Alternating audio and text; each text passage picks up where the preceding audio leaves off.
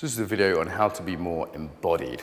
So this word's kind of trending. It's a trendy word now, to be embodied. I've been in the embodiment field for nearly 20 years. The word simply means to be present to the body, to be aware of the body, and also the body is part of our self. The idea here, the body is more than a brain taxi. It's a key part of who we are. It seems like this is catching on in the world. It used to be I only had very specialist work, like, embodied leadership work or embodied coaching, embodied yoga. Now, though, someone came to me recently, just a normal guy from America, did some coaching, said, I want to be more embodied, what do I do? So this is the sort of very general for everyone, how to be more embodied video. Okay, key things here.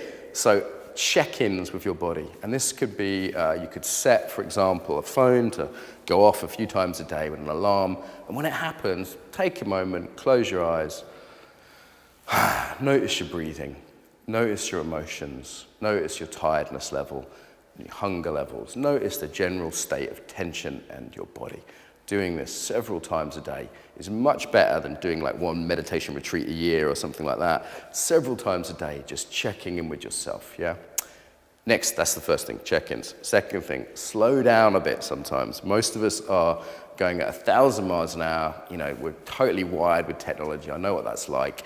And sometimes to slow down, to get off the technology a little bit, to put the phone away, is super, super helpful. When you can, I appreciate life is busy, but that will help with the project of becoming more embodied. When you're at 1,000 miles an hour, it's difficult to feel yourself, yeah? All right, next up, embodied practice. So if this is something you're serious about, that you really want to commit to, get a regular embodied practice. That could be yoga, martial arts, dance, even improv. The key thing is that it's body awareness based. So some yoga classes, for example, are like you have to make a shape and you're not really feeling, or it's very quick, or it's very hot, and that can be quite difficult to feel the body under these circumstances. Or you may really feel the body like it's so intense, your hamstrings are screaming at you, but that's not a very transferable skill to life because you're not learning the skill to tune into yourself, which is the key thing here. So yeah, that's what I'd recommend, is some practice which is gentle enough and controlled enough that you can learn that key skill of tuning in. Okay, next up, nature. It's a big one. Many, many people I've worked with have found that simply being out in nature helps them get more in touch with themselves and their embodiment. Why nature is relaxing, it's sensorially rich. When you have the sun on your face, or the wind on your face, even the rain or the snow on your face, there's that sense of like, wow, I'm alive, I'm here. Sitting is very anesthetizing. So moving, particularly in nature, a little trick, if you're sitting a lot, drink a lot of water.